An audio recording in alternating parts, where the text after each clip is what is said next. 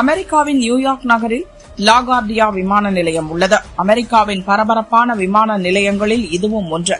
கனடாவின் மான்ட்ரியல் நகரிலிருந்து 70க்கும் மேற்பட்ட பயணிகளுடன் ஏர் கனடா எக்ஸ்பிரஸ் விமானம் லாகார்டியாவுக்கு வந்தது.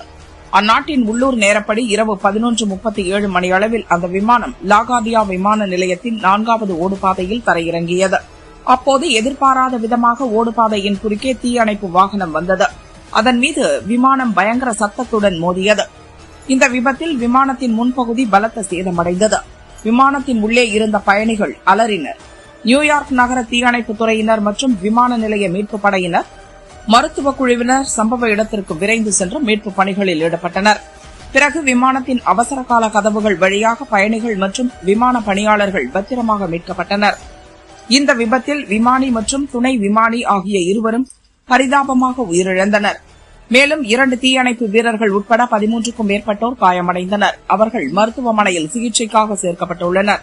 விபத்தை தொடர்ந்து லாகார்டியா விமான நிலையம் உடனடியாக மூடப்பட்டது. ஓடுபாதையில் விமானம் தரையிறங்கும் நேரத்தில் தீயணைப்பு வாகனம் அங்கு எப்படி வந்தது, சிக்னல் கோளாறா அல்லது மனித தவறா என்பது குறித்து அமெரிக்க அதிகாரிகள் தீவிரமாக விசாரணை நடத்தி வருகின்றனர்.